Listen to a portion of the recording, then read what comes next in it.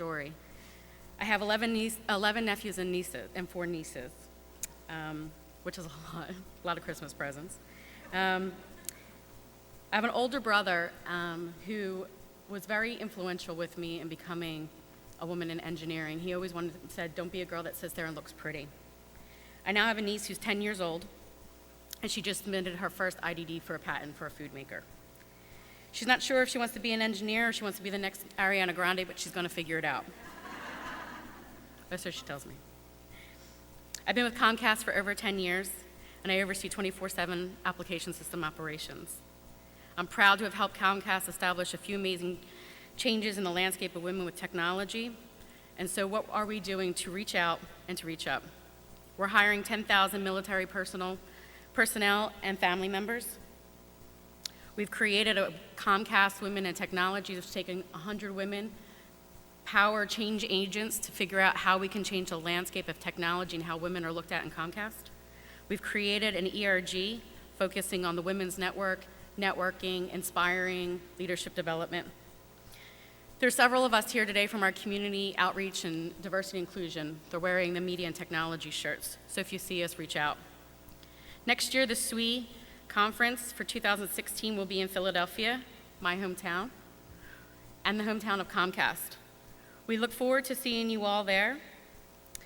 Come visit us. Come visit us at the Comcast Center, and come see our new Comcast Innovation and Technology Center being built. It's going to create 2,500 new technology-related jobs, and we hope to see you all there. Thank you.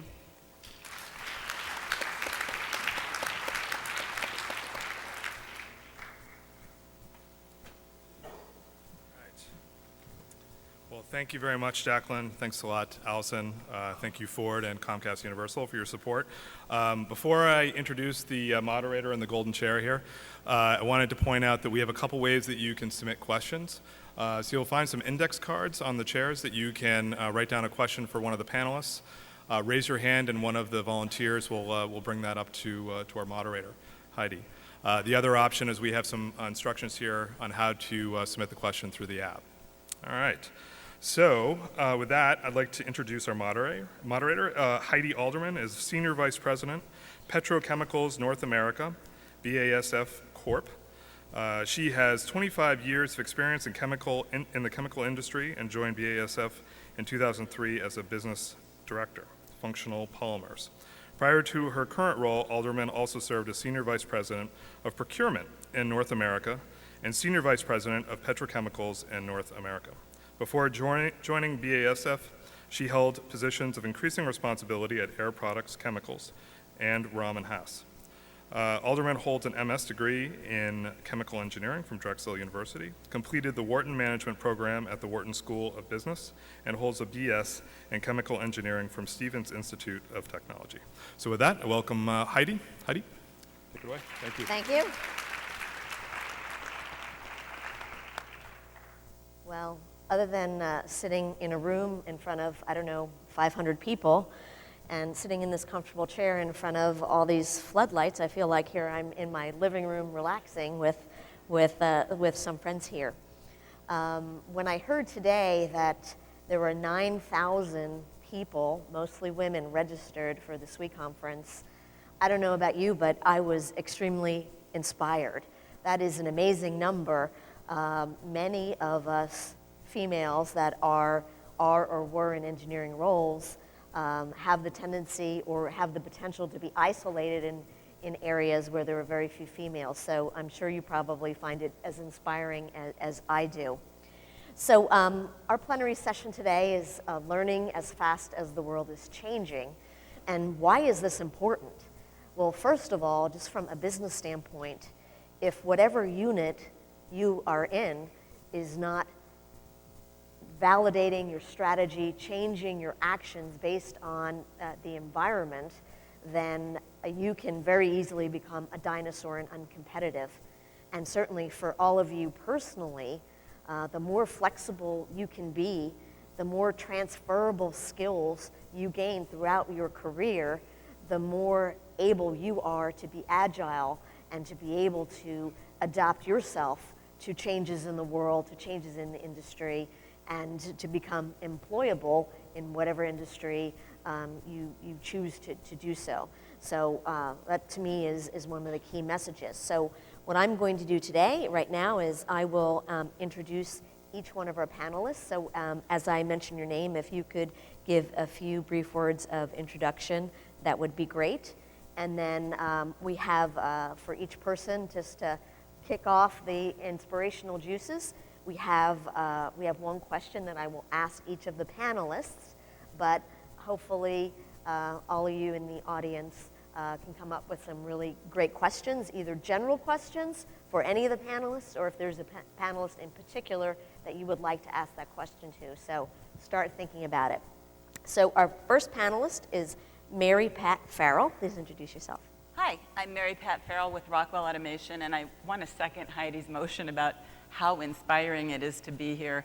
I was telling people that at the airport today, I would see groups of women together, and I would say, oh, bet they're engineers. And I don't usually get a chance to say that, you know? Usually it's like, oh, bachelorette party. But, so thank you so much. It's just thrilling, truly thrilling to be in this group of people.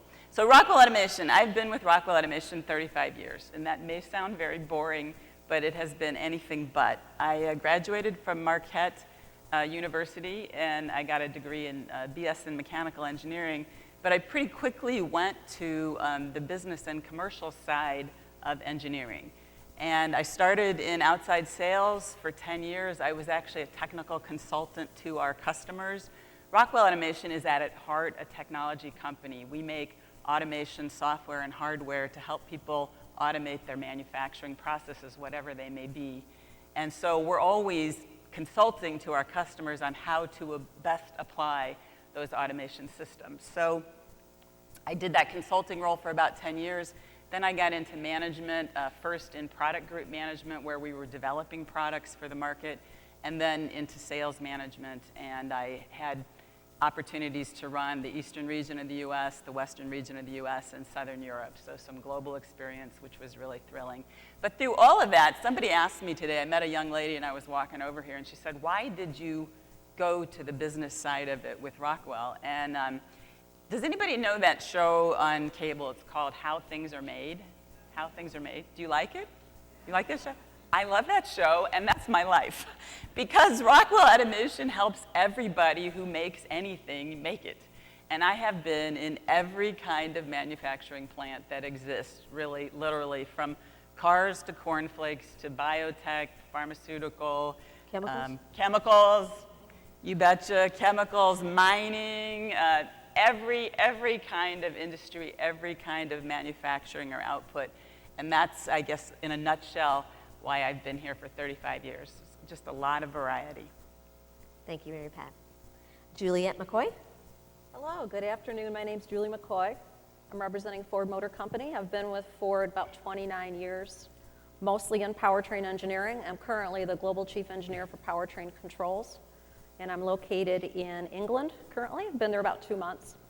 For the last 8 years, I've had a global job, and it's grown in scope from a small global job to a very large global job. So that's been very challenging and very, very rewarding. As Mary Pat said, it's a very different sea of faces I'm used to. I think back to my college courses, which in some cases were this large. And there were very few women in my courses. So this is such a different view and such a refreshing one. So really nice to see everybody here. I'm going to go through a little bit later in our panel some thoughts I have about what we can do in the education realm to better prepare our students, women and men, for the changing work environment. So I'll be talking about that a little bit later. And it's just a pleasure to be here today, so thank you. Thanks for your attention. So Ed English, how did you get to be the lucky man on this panel? That's what my wife wanted to know. I'm happy to be here. My name is Ed English. I'm the Vice President of Engineering for a division of L3 Communications. I'm in Cincinnati, Ohio. L3 is a defense contractor, about 45,000 employees, electronics, communications, aerospace, security solutions. As I said, I work for a division in Cincinnati. My career started at Purdue University studying physics and math. And then my physics colleagues complained that I turned to the dark side, and I went to the University of Rochester to study engineering, where I got a PhD in optical engineering. From there, I went to Lawrence Livermore National Laboratory on the West Coast, worked in high power, high energy laser systems, progressed from lead engineer, group leader, engineering manager, program manager. Most notably, I was the optical systems engineer for something called the National Ignition Facility. Lawrence Livermore builds things that are either the biggest in the world or the smallest or the fastest or the most powerful, that kind of stuff. Then I moved to Cincinnati in 2000 to work for a company called US Precision Lens, which was at that time the world's largest manufacturer of plastic injection molded lenses for projection television. So high volume manufacturing designed for consumer electronics. Owned by Corning Incorporated at the time, sold to 3M in 2003, so then I worked for 3M for 5 years with stretched film polymer optical components in the projection industry. And then for the last 6 years, I worked for a defense contractor in new product development, engineering, and through my career have progressed from diffraction theory to high power lasers to injection molded plastics, polymers, and now indium antimonide and high reliability space electronics. So that's given me a unique perspective. That diversity of experiences throughout my career brings me here today. Again, I'm happy to be here amongst this distinguished panel. Thanks for having me. Ann Lee. Great. Hello, everybody. I'm actually here representing Genentech. And, you know, my life's work and passion is in vaccine development and making medicines in biotech. And so, you know, I studied chemical engineering a long time ago and at Cornell University. Any Cornellians? No? Okay. And then I got my PhD at Yale. And after that, I went to Merck, and I worked in vaccine R&D. And I really worked to try to make vaccines that my own kids actually ended up taking. That was for 14 years. I moved from the R&D side into the manufacturing organization, had responsibility for chemical technology and engineering. That was a global organization, 10 chem sites around the world. I was there for about 2.5 years, but then knew that I really loved to work more in the biologics area. And so I joined Genentech, and I had the opportunity to head their process R&D organization. After 4.5 years, the company merged with Roche, and so I now have the global responsibilities for technical development across all of Roche. And so the organization really is responsible for delivering everything in the new medicines pipeline. We have scientists, engineers, working with our researchers, and then scaling processes up, developing technologies, manufacturing clinical materials, sending the materials to the managing the clinical supplies, packaging the materials, and so it's actually a very rewarding job. One of the things that I was thinking about is that I've looked through my career, and I think I'm actually a really big believer of diversity. And I think that, and the way I actually define diversity is really having an appreciation for the value that comes from diverse perspectives when you're working together. And I look at the leadership teams that I've had, from Merck to the manufacturing side, Genentech, and now even at Roche, and I'm actually proud, I guess, to say that I've had a very diverse leadership team. And so, I think it's really important what what a diverse perspective can actually bring in terms of making sure that there's gender equality. So, Ann, just a quick question. You're not saying you tested vaccines on your children, did you? They, sure. No, Actually, one of them was, it was actually interesting. In fact, when my kids were just at the time to get the rotavirus vaccine, we were still developing a vaccine, but there was actually a vaccine on the market. It's an oral vaccine. Both my kids, I have a boy-girl twins. One of them, the whole thing went into her mouth. The boy dribbled out of his mouth. And so I don't know if actually that caused some difference, right? Thank you. Lorette Leahy. Good afternoon, Lorette Leahy. I'm representing the Boeing Company, the defense side of Boeing. I'm Vice President for Flight and Controls Engineering, and flight has all the coolest disciplines, of course. Let's say graduated a mechanical and aerospace engineer from Oklahoma State University. Whoop. Okay, well, do what you can. So let's see. So I've been with the Boeing Company for almost 29 years. And I've been on both the defense side and the commercial side. I consider the defense side my home, but as anyone out here, okay, how about aerospace industry? Okay, there's a little bit out there. So in case someone hasn't told you, it's a very cyclic industry. And so, starting out in the mid-'80s at the peak of the Reagan budget defense era, I say that to most folks in your generation, the majority of your generations anyway, I get kind of a glassy-eyed look, but we had a lot of money, and so we were pretty fat. So 3 to 4 years into my career, that all went away. So you learn to be flexible and adaptable. So then I went to the commercial side, did a little manufacturing, research and development, and found a way to get back to the defense side. But I tell you that because it gives me a little perspective in terms of learning to be adaptable and learn new skills, be willing to take on some things that you really, I never thought I would ever have a job that I was actually, on the production line. And there was a short time in my career that I did, and it was an outstanding experience. So you got to have a passion for learning. I think that's part of what we're all here for. So, and I have the most exciting job today. It could go away tomorrow because we live in very lean times. I recognize that. But, our vehicles, whether they are satellites or a tanker transport aircraft or a tactical fighter or a rotorcraft, a space capsule, it's just every day. It can be thrilling. It can also be very challenging. So, got to have a passion to learn. Thanks. Thank you. There's probably something political in there when you said about Ronald Reagan and defense budgets and everything, but we won't go there. I can go on there. Leslie Paulson. Hi, I'm Leslie Paulson. I'm from Caterpillar. I've been at CAT for about 27 years. Have a bachelor's and master's in mechanical engineering and an MBA. I've been in multiple disciplines, obviously started in design engineering, then in manufacturing, then in mergers and acquisitions. I was an HR manager. I have been in our research area.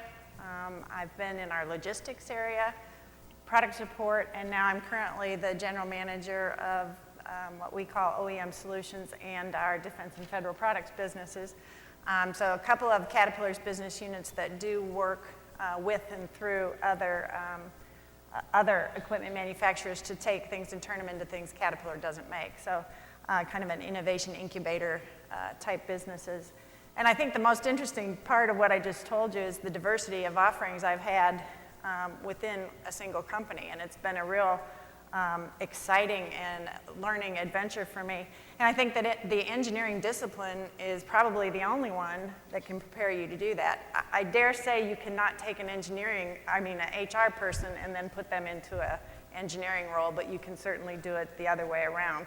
So I think you're all, depending on what stage in your careers that you are, you're preparing yourselves to think, to absorb information, evaluate, do some critical thinking applied to that, and then make decisions.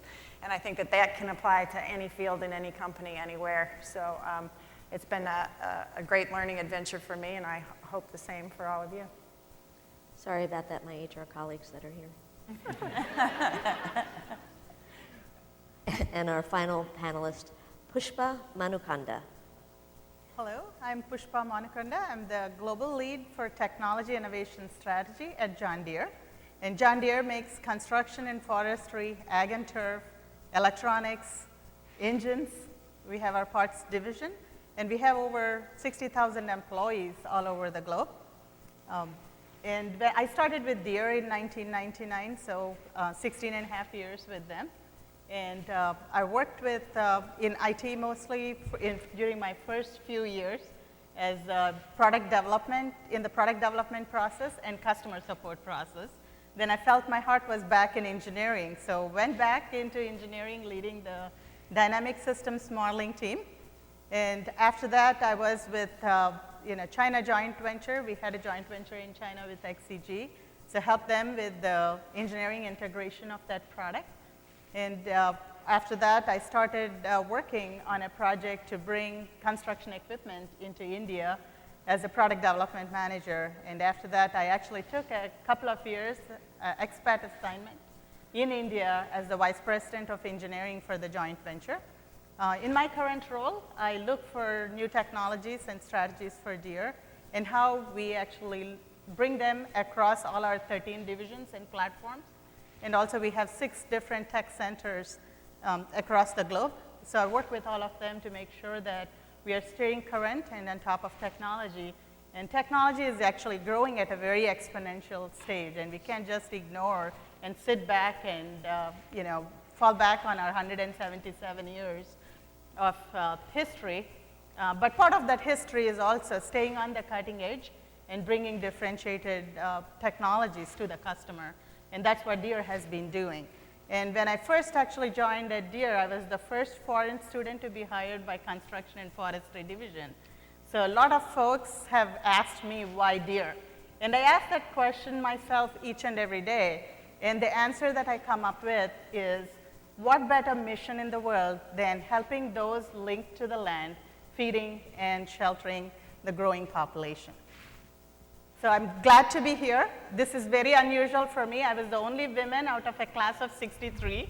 And seeing so many women here, it's truly inspirational and glad to be here.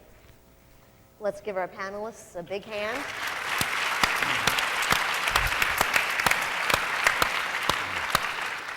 So I hope you all are thinking of your questions, but one of the things I'm sure that you've discovered from the interesting introductions of our panelists is the diverse background that each and every person has had, not diverse in itself from each other, but even their own careers.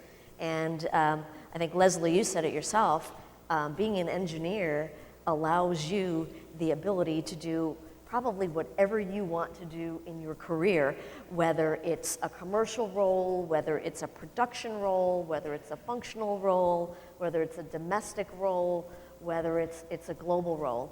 And I think there's no other role that I can think of as being an engineer that helps people really prepare for the changing world that we're in.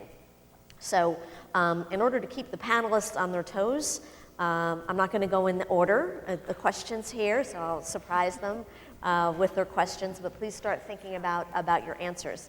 So why don't we start with Ann Lee.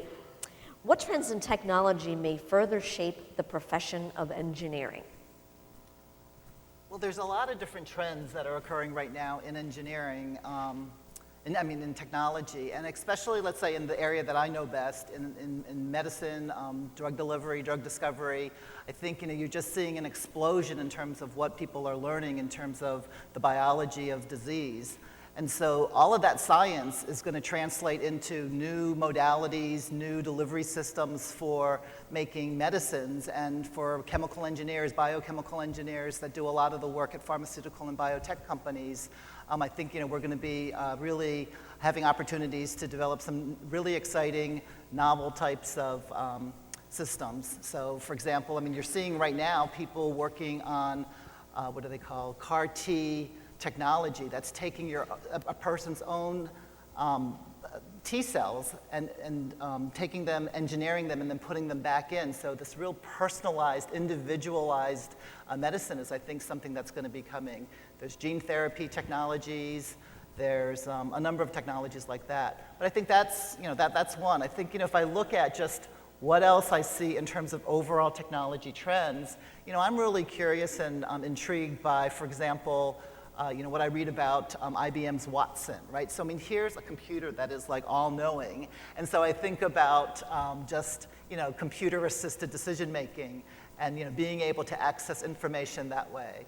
And then I think the last thing is really with digital technology. I mean, that's going to really just change everything from being able to call up your car or call up a driving car, doesn't even have to have a person in it, to being able to monitor who's taking drugs appropriately, to being able to like learn information and get information. I mean, I think it's going to be very exciting and different. I can't even anticipate what it's going to look like. I know it's going to be something very different, and I think it just goes to the theme of this session that we've got to really be lifelong learners and to really be adaptable and quick to learn.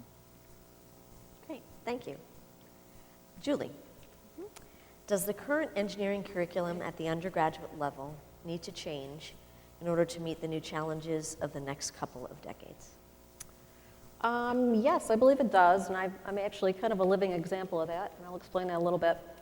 I have a Bachelor of Science in Computer Science that I received from Wayne State University in 1986, and then about 6 years later, I got an electrical engineering master's degree also from Wayne State. And the reason that I did that was I could really see the changing landscape of the automotive business and how, in many cases, we were going to be expanding our use of electronics in vehicles. What I've seen recently is an even further expansion of that, taking all the engineering disciplines, chemical, mechanical, and EE, and what the auto industry, at least, it tends to be doing is replacing a lot of our more mature mechanical components and systems with electronic components, which of course require very complicated and complex software strategies in order to run them. This is done for a variety of reasons. Some of it is to more quickly keep up with our legislative landscape, which includes fuel economy and emissions regulations. It's changing very, very rapidly. But also to keep up with what the customers are needing and wanting in terms of technology, and a lot of that involves electronics. So I think a multidisciplinary, cross-engineering approach, which includes quite a bit of software training and knowledge, would be very, very key in the universities. A couple other things that I've really learned to rely upon in my 29 years: business acumen. A really basic set of business courses as an undergrad is key. When you first start out in your career, you'll be doing a lot of engineering work which is very tactical, as it should be, because it's very important to understand the day-to-day workings of the part that you're working on or the subsystem. But as you advance in your career through supervision and management, as I have, you become more strategic, less tactical, and you really need to understand how the business works. Not only simple things like managing budgets, but more complex things like managing resources and human resources and understanding how to match skill sets with the growing needs of the product. Third thing I think would be a very good understanding of global environments, both culturally and on the economic side. This is an ever-changing field. However, understanding the cultural skill sets and business conditions driven by global economies is very important. I had the opportunity in 2011 to take a relatively small regional team with some matrix global reports of about 150 people to a total team size of 1,000 engineers globally in about 9 countries to manage a business within powertrain, which included about $10 billion of buy.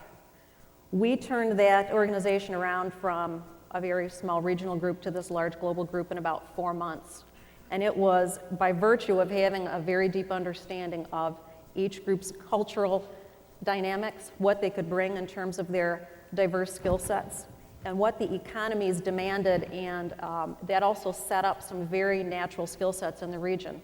Like, for instance, the knowledge of 100% ethanol fuel in South America. They became our center of the engineering world for that particular technology. And then lastly, I would say on the softer side, this is something not typically embarked upon by a lot of our universities, but something which is very critical, again, not only as you advance through the organization, but when you're in management. So as you're a young engineer, and as you start out in the field, it's very important to know how to ask for coaching, how to ask for mentoring, and how to ask for sponsorship. Then as you advance in your career, reflecting on those lessons and becoming, in a lot of cases, a mentor, and in many cases, a sponsor for young engineers. So those would be the 4 areas, I think, combining software skills with the engineering fields, improving business acumen, global environments, understanding them, and then the softer side about mentoring and coaching. Thank you. Next question is for Pushpa. How do you and your team stay current with the ever-advancing and changing technical landscape? So as I've already said, technology is moving at an exponential pace, and you really need to look at how do you develop your people first and make sure they're staying current on technology. And you need to know what your industry is doing and what are some of the customer needs and what are some of the operations that the customers are doing. Maybe they don't really know what are some of the areas that they're really struggling with. So you're understanding the value chain of your customer. And what we also do is focus on our core technologies. And when we focus on our core technologies, we also look for what is happening in the adjacent areas, because sometimes there are overlaps between your adjacent technologies.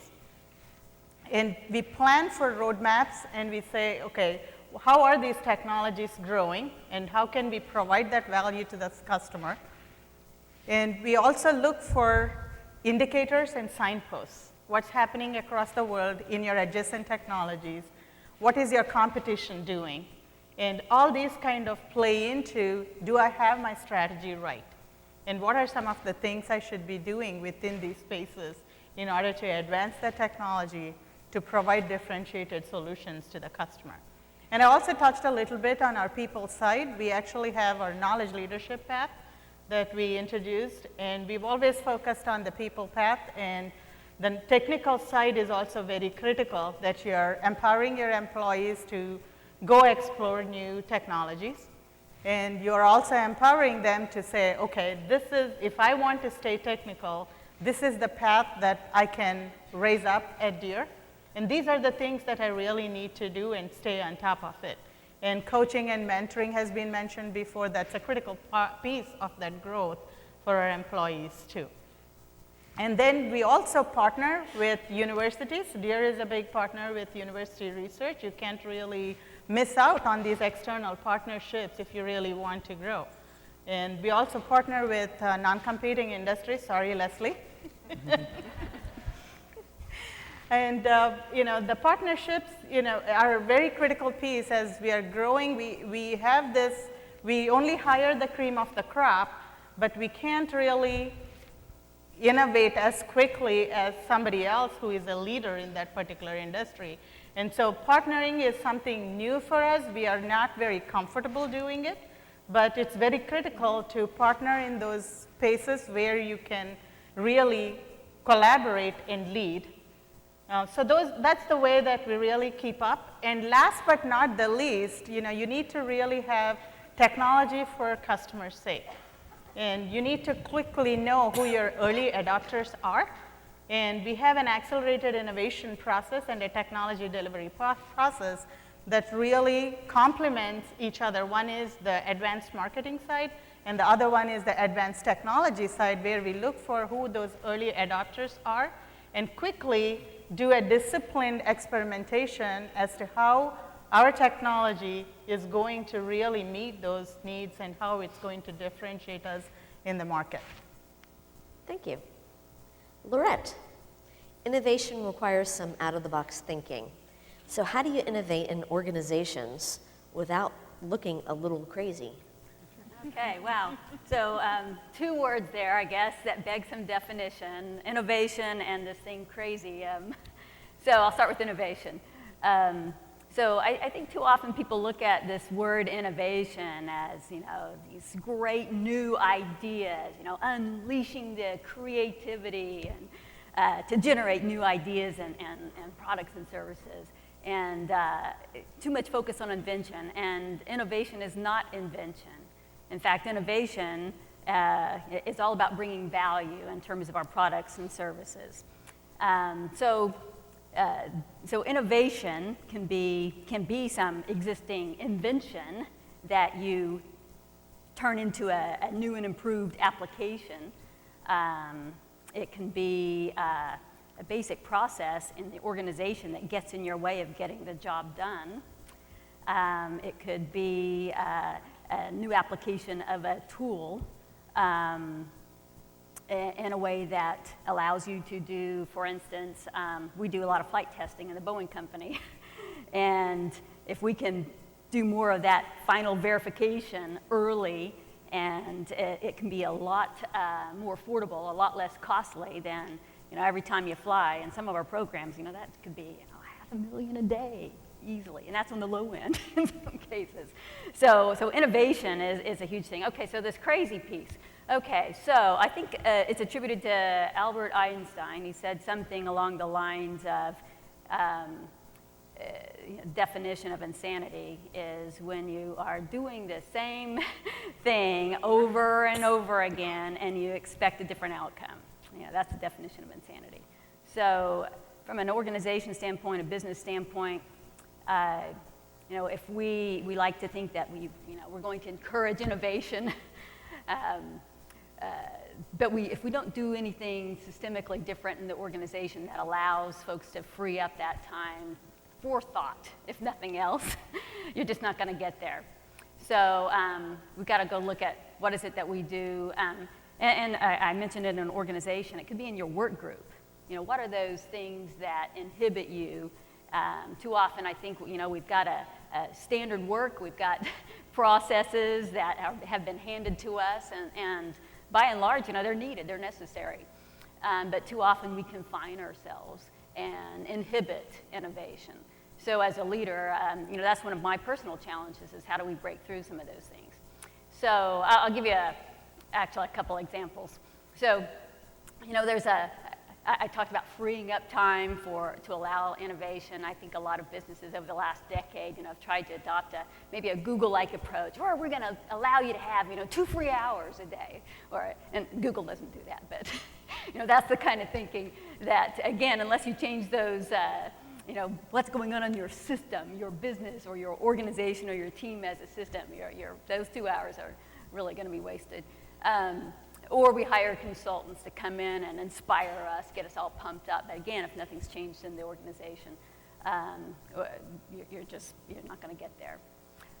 In my role, I have responsibility really to ensure technical integrity for our products, for our flight vehicles. And sounds really, really fun. And again, it can be. Almost sadly, I think I got this job because I gained a reputation for firefighting. And, you get a big technical challenge. And throughout my career, whatever my level was, I like to think I had a good network. And I knew today where all the experts are and know how to bring them in to go solve a problem. And so a quick real example. So I mentioned the tanker transport aircraft. So while all of those products that I mentioned earlier are kind of in my bailiwick, the tanker program is one that's very close to me. I've had 2, we call them Tiger Team kind of activities. One that we had, this was for the international tanker program, and it made all the aviation news if you read. So I'm just going to talk about what you could have read about. They didn't talk about my Tiger Team, but we were faced with a pretty serious flight envelope restriction. And so I was tasked with a matter of weeks. It's 8 to 10 weeks. I could pull in anyone I wanted, except that I had like a low 7-digit budget. Sounds like a lot maybe to some, but anyway, it was pretty challenging. And we had to fly the airplane, build some prototypes, and do some analysis, all 3 in parallel. One was to, sharpen the pencil. Those prototypes were in case sharpening the pencil, and our flight test data just didn't quite show success. So the innovation here that I want to talk about is not these cool prototypes that we never actually got to fly because sharpening the pencil actually did work. But it was, we had to work through some organizational constraints, and we had this cool rapid prototyping shop. Actually, we had 2 of them. One of them supported the production side. One really was supportive flight tests. And they were both very used to, rapid turn, but they didn't have to work together. And by the way, one was non-union, one was union. And so you have an organizational barrier, perhaps, but we also had some contractual barriers. And a lot of people thought, oh, can't use those, we're going to have to go, can't use them both. And what we needed to have built required both types of skills and capabilities. And so the first thought is you go outside of the company.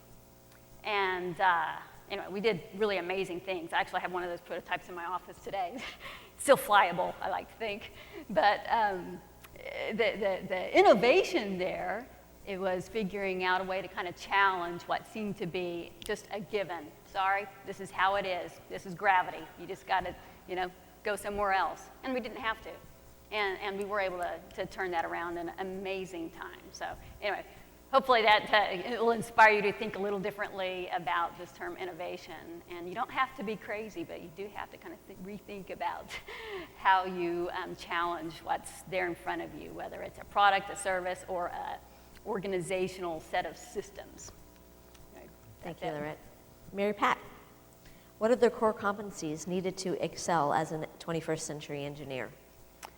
I took the liberty of asking some of my colleagues who are here at this session today, who are in manufacturing or design engineering or lead teams and hire people in those areas, to supplement my knowledge, because I've been in the product business and I've hired engineers for that. I've hired commercial engineers and sales engineers and consultants. But I wanted to get a broader perspective, and I guess I would say that the survey said number one answer was really good communication skills. And I think that is something that some of us don't pay enough attention to. But the thought behind that was that, and I think you've heard from probably every woman up here, or man, I'm sorry. He's one of the girls. The concept of teamwork, and typically global teamwork and collaboration. And sort of gone are the days when an engineer sits and does one project alone in a room. Usually, you're trying to solve a complex problem, many specialties are involved, you have to grab bits and pieces from different parts of the organization. They may or may not be in the same time zone, they may or may not have the same first language, they may or may not have the same cultural norms. And so navigating all that and being culturally agile and a really good communicator and understanding the style, both your own dominant style and the dominant styles of those you work with, becomes really critical to your success in both participating as a collaborator on a team and then later on in leading a team. So communication was the number one answer. Other things were sense of urgency. At the end of the day, every company is trying to deliver something.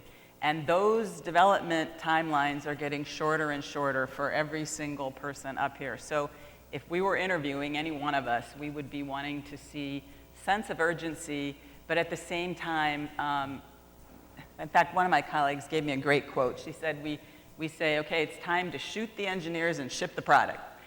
Because the engineers want to make it perfect, and it has to go on sale at some point. People have to buy it. When 80% is good enough. Right.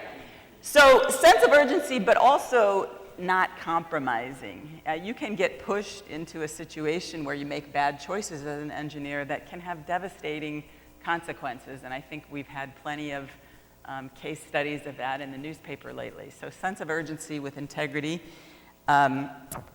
Curiosity was one.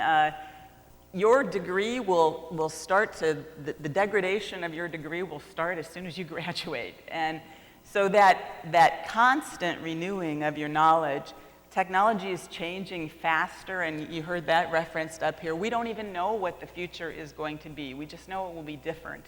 And we know that change will come more quickly. So how do you, as an engineer, continue to renew your knowledge? Well, there's lots of great ways these days. There's chats, there's forums, there's trade magazines, there's seminars, conferences. But you owe it to yourself to engage in finding what are those areas that you have passion for. And I would sense that you can gauge that by kind of looking at what do I do in my free time. If nothing you do in your free time, none of the reading you do in your free time has anything to do with the work you're engaged in, you probably don't really love it enough. So it might be a little little kind of point check that do I really love this, and am I willing to take my personal time to stay current? And one other interesting tip was that a good place to push your technology limitations is by using your vendors, because your vendors are doing research and development on current technology that you may or may not be doing in your own company, but that can supplement the work you're doing in your own company.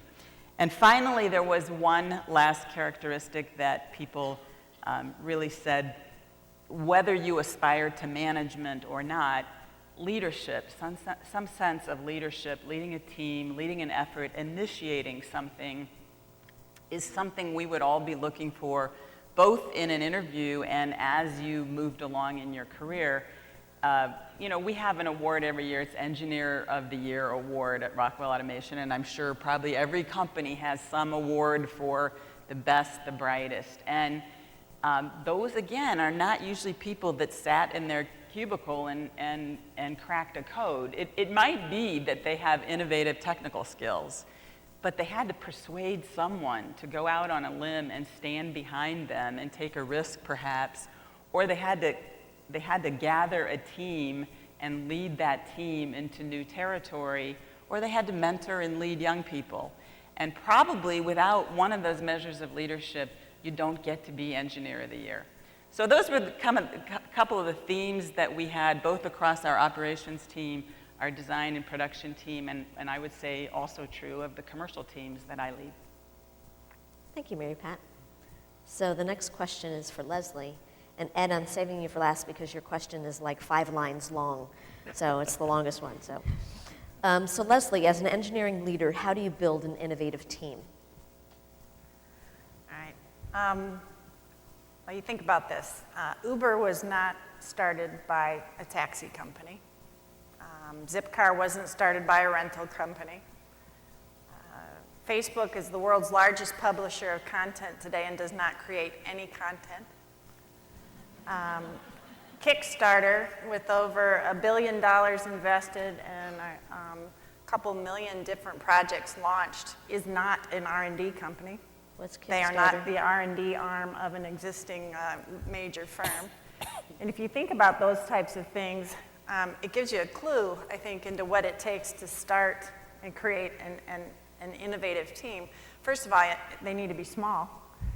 Teams that work on new ideas need to be small. And the aforementioned, you know, these unicorn companies, these highly successful companies today, were all started by very small groups of people. So it needs to be small. You need to have a diverse set of thinkers.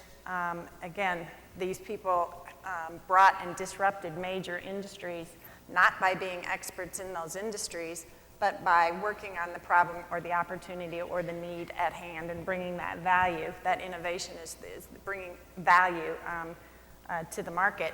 And they were diverse thinkers. They came at it a completely different way. So you need diverse thinkers. And I can tell you from experience that if we put too many experts on a given problem, what you end up with is what I call paving the cow path. I mean, you end up with just a fancier road on the way to the same place you've always been. So you don't want too many experts. So you want it small, you want diverse thinkers. You want to protect and isolate these teams. So, and by protect and isolate, I kind of mean protect and isolate certainly physically, but more so protect and isolate them from the standard corporate processes like the annual performance review process or the SMART goal process or the budgeting process or those things that can slow down or completely derail a team working on innovation. So you need to isolate and protect them and recognize they need to play by a different set of rules. And then above all, I think you need to overload them. In other words, you need to put in front of them a substantial challenge, something that 10x thinking, moonshot thinking, something bigger than what they think they can do, and then give them less time and less resources than they think they need to get it done. So it may sound very counterintuitive. You may think you operate that way every day. But if you think about the breakthroughs and whether they're incremental breakthroughs that grew or whether they were breakthroughs from the beginning, those types of companies, those types of efforts, those types of new ideas on the market, those people didn't do it with huge budgets. They did it with you know, in a garage, in a dorm room, with an idea, a small group of people, protected, operating in their own world. So I think those are some of the lessons learned, especially as a big company. You know, a lot of us are from fairly large corporations that have been around for a long time. And a lot of what I just said is very counterintuitive to how we've kind of formed continuous improvement type teams in the past, where you form these great big teams and you try and get consensus across 15 departments with, you know, every different function represented for fear of leaving somebody out. So again, it's to go against the grain and keep them small, keep them diverse, protect and isolate, and then challenge the daylights out of them. Thank you. So at the risk of sounding very untech savvy, what is Kickstarter? Kickstarter is a platform. It's a website like Indiegogo, or where people can propose new ideas in its web, and you can do it in whatever way you want, but you're trying to appeal to people you've never met before. And basically, the world votes. I mean, and they vote with their money. So as you go out and you scan Kickstarter for an idea that for some reason rings true to yourself, you can, as an individual, invest in those ideas. And again, this is where things like, a lot of the Oculus Rift, for example, the virtual reality capabilities that's going crazy today, multi-billion-dollar company today was a Kickstarter company. And again, so you think about that, these ideas from individuals, from places are good indicators on how we should be doing it in our companies as well. Thank you, Leslie. All right, last but not least. Deep breath. Ed, with the explosion of information due to a variety of technologies and the rise of areas of discipline, the depth of individual knowledge may increase, but there may be a decrease in the breadth of knowledge. How do we ensure that engineers use an interdisciplinary approach when solving increasingly complex problems? Right.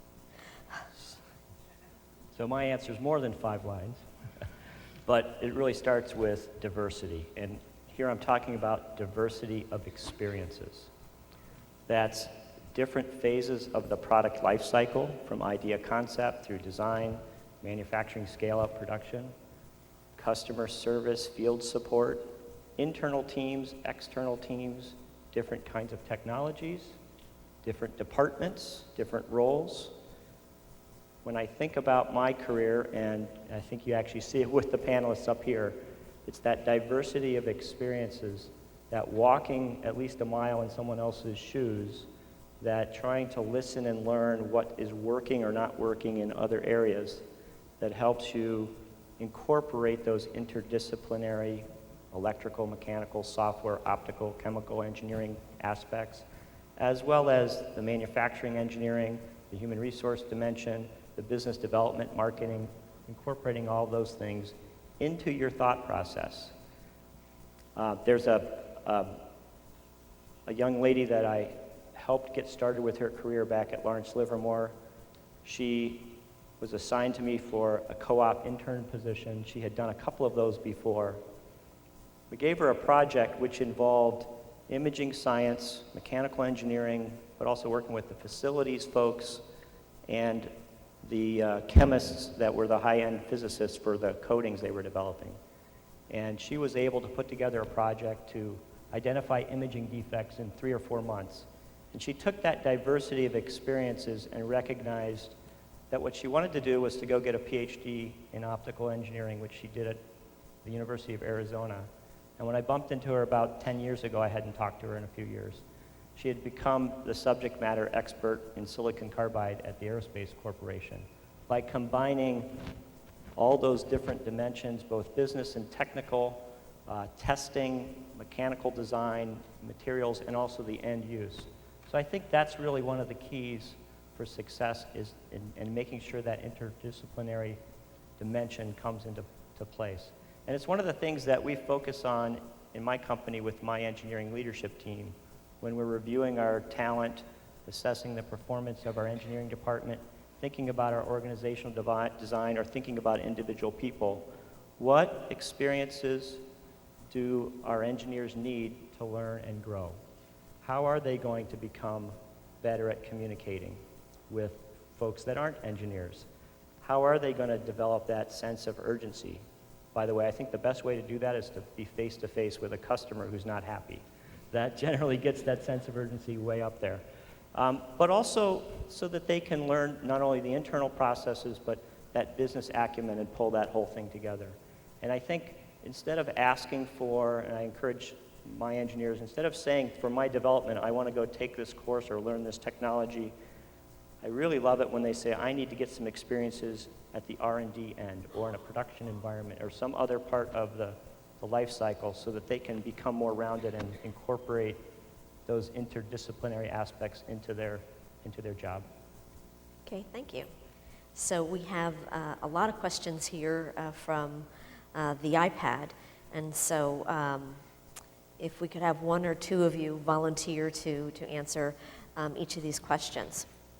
So tell us about a time where you have had to start over. Maybe a reduction in force, a reorganization, another type of situation where you felt ill-prepared or ill-equipped to perform the role or within a technology area. When you look back at that time, what was a key learning for you? I'll jump in. All right, Lorette? So I mentioned that, I'm in this cyclic industry with ups and downs.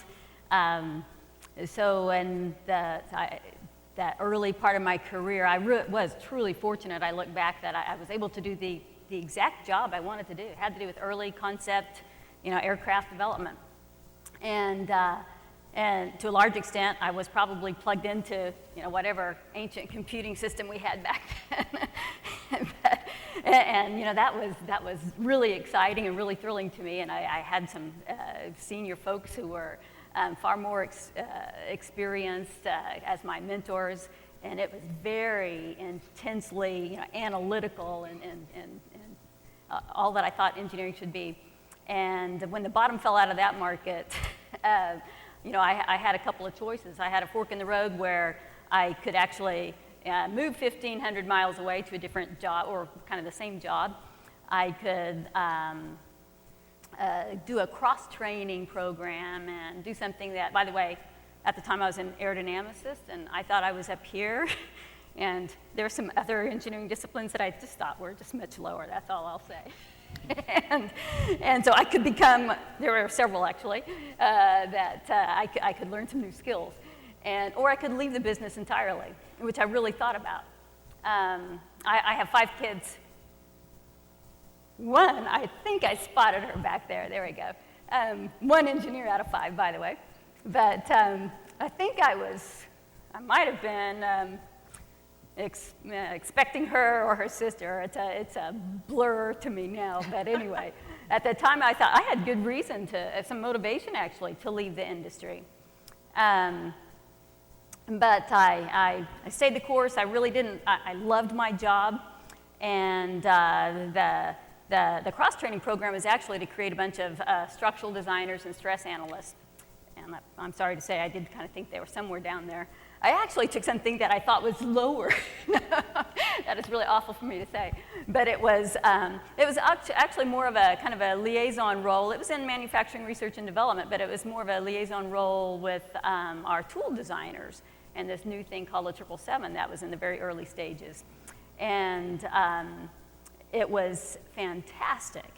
I got so much insight. We actually had offices out in the factory above where they polished aluminum skins for American Airlines aircraft. And so it was a unique environment. And I look back there, I certainly had to learn new technical skills. I had to learn a lot more, frankly, people skills. It was such a totally different environment. I like to think, while I dreaded it, I actually thought it was better than being a structural designer for whatever reason, which I became one of those too at one point. But it was just a fantastic environment. So luckily I had enough motivation to stay the course, and I think that you got to have a little bit of passion around our jobs, and sometimes they're not always that hardcore technical aspect, but I think all of us like to see things get done. And to be on the end where you actually see a final product and you have this larger range of people that you have to work with to get it done. And a lot of, this is reflection, looking in the rearview mirror. There are plenty of struggles going through that time period. But anyway, that was, you got to be open, adaptable, willing to learn. I think I said that earlier. Thanks. So, actually, since I noticed the time actually is rapidly coming to a close, we have a lot of questions, so we'll just do one answer per question. So the question I have, innovation, especially at big companies, often gets bogged down by business processes that are inflexible or hard to navigate. Do any of you have any tips to help push innovation in a relatively inflexible or bureaucratic environment? I'll take that. At Deere, as I shared, we are 177 plus years company, and we pride ourselves in bringing differentiated products, and we've been number 1 in ag and number 2 or 3, depending on the type, in construction. And we've always prided ourselves in bringing those. And we looked at our process, and there's a book called Beyond the Idea by Chris Thimble and VG. And really had to take a step back and say, how do you keep your regular process going? That is keeping the railroad running. And feet on the ground, eyes on the horizon. So while you keep your feet on the ground, how do you keep your eyes on the horizon? So we really looked at innovation cannot be your regular job. When you have time, you will do it. When you don't have time, you will just keep doing what you're doing. So we kind of said we needed to have customized teams, very small, focused groups that look at what is the next innovative product or service that you need to bring to the market. And again, we made sure that there was special funding and special support to these groups. So we have Innovation Deployment Council and an Executive Innovation Growth Council that oversees that. This is chairman, senior staff that actually sign off on these projects. And you can't have too many of those. You really have to say, what are those focused projects that I'm going to put a few critical people whose 100% of the job is working on this next differentiated product.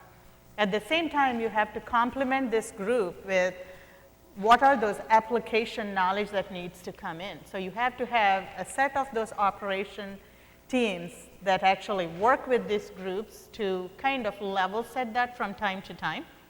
But then this overseeing group actually gives the air cover for this group to keep moving forward. So again, it can be a part of your day job or a % of your time of your day job. You need to have a focused group, a really good supporter and sponsor for those. And then you have to have again, the deadline is also very important. You have to have a timeline by when you're going to bring this innovation into the market. And then innovation is actually invention plus commercialization. It has to hit the ultimate customer within that time frame. Okay, thank you. So we have a couple of questions from the audience, all related about how do you learn? What type of learning do you recommend to keep up with changing times? How do you learn about industries and new jobs, et cetera? Well, I'll go ahead if that's... Leslie? I think obviously everybody's approach to learning and how you learn is different. It's very individual. But for me, TED Talks are a great place to learn about things different. You talk about the need to have intersectional thinking. We all need to be learning about things that are not currently our responsibility or not in our discipline. You need to learn about a lot of things because the answer probably already exists someplace else to what you're looking for. But I just get a TED Talk pushed to me every day. If you go out to TED Talks, on there, you can have it proactively push you a TED Talk a day and then make yourself watch it, even if it looks completely unrelated to your life or to what you want. Watch it. It's the 12 minutes is worth, and it becomes this learning mechanism, an awareness mechanism that's easy, it's fun, and if you do it on your iPad, you could watch it at 2 or 4 times the speed, so people talk as fast as I do when they're talking on TED Talk because you can push the little button. So it can be accelerated learning too. So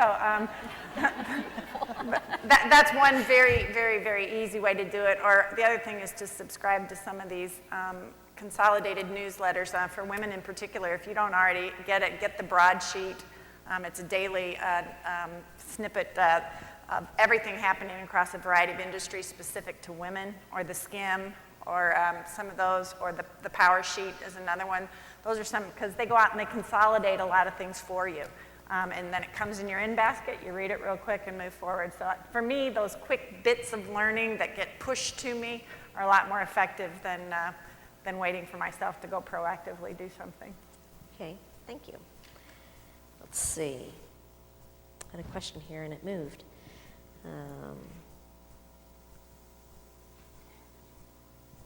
There was a question about how do you balance the increasing threats of cybersecurity with the need to balance open innovation?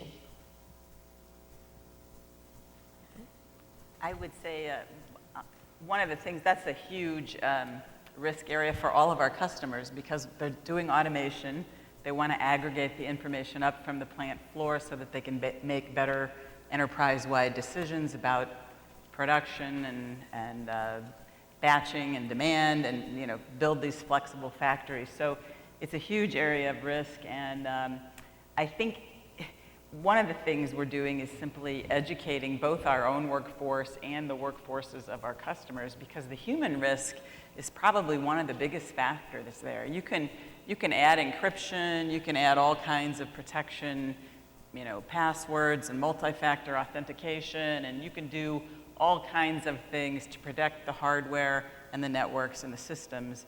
But really that human element is very, very big risk factor, and we do a lot of that kind of consulting with our customers. I mean, never, ever, ever use a stick, on your computer if you're in a manufacturing environment. Some people just actually pot the computers. They put an epoxy in the USB port so that nobody can ever do that, because that's a huge way for malware to enter. Or we have a practice in our company where they send out scamming emails just to see if you'll respond, and probably some of your companies do that as well. They're trying to train you so that if you make the wrong choice and you click the wrong link and you download something that you shouldn't, you're not actually going to get malware. Instead, you're going to get something from IT that said, you just did a stupid thing. Nastygram. So, yeah. Those are the kinds of things that human risk, I think, is something that all companies need to really have a strategy around. Okay, thank you. For technically training and sharing knowledge between departments within a global organization, what methods have you found to be most successful? I can take this one. Julie? I mentioned the experience I had of growing the regional group of about 140 engineers to a group of about 1,000 over a 4-month period. What was really critical for us was to have a common business operating system that everyone used across the globe, and so we documented that. And what it documented was our time and data management, our basic operating principles and reporting structure and roles and responsibilities. But in order to also ensure that people understood who the new team members were, what the key recognition and reward items were for the month, what the new processes were that we were going to use in our group around the globe, we instituted a global newsletter that each of our 4 main regions input into, that was sent out to all 1,000 of our employees every month. And it covered global training courses that we were holding, what days, what times, and where. It covered, as I said, new processes. It covered new employees. It covered employee satisfaction initiatives, things that we were doing to replace workplace obstacles or resolve workplace obstacles. And also published our monthly scorecard. So everybody around the globe knew where we stood, our status versus our targets. So I found that very effective to keep everybody on the same page. Okay, and I think we have time for one more question. Do you recommend getting an MBA right out of school, or working for a while and then getting more education? There's probably a lot of different opinions about this one. Yeah. My recommendation is to do it a little bit later. You can get a lot of context from working for a few years. that then makes an MBA experience later more effective for you. Or in some cases, maybe not necessary too. It's very important to have that business acumen. I don't think you necessarily learn that while you're getting your MBA, unless you already have some context in which to apply that. I know it's only supposed to be one of us, but I want to pile onto that That's one okay, in we have particular. we have, one piece of advice I give to a lot One of more minute, so it's good. one piece of advice with respect to that, when you're pilfering through lots and lots of applications or resumes, MBAs, and I have one, so you know that they're prolific. They're all over the place, lots and lots of MBAs. My recommendation is to find more of a specialized thing that you really like and differentiate yourself a little bit. So if there's a particular aspect of business, or if there's a particular aspect of accounting or of economics or of engineering or of whatever, get your advanced degrees in something that allows you to differentiate yourself. If after that you want to, if you want to get a more general degree, that's fine as well.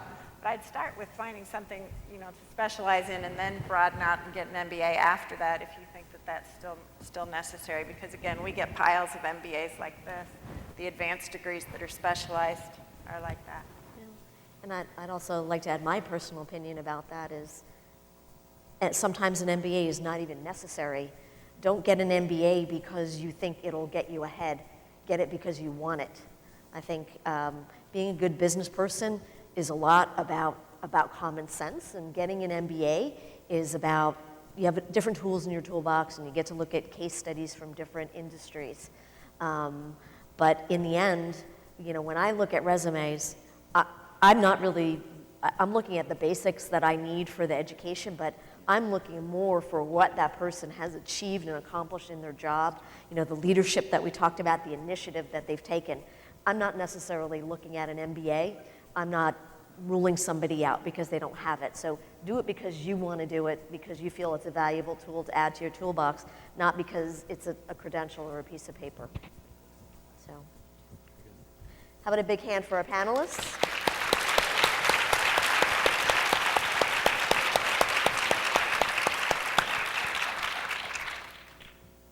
I think Jennifer was going to come up and close the session. Jennifer, are you here? Okay. Thank you very much for joining us and learning as fast as possible in a changing world. Are you going to close us out, or? Okay. Thank you very much.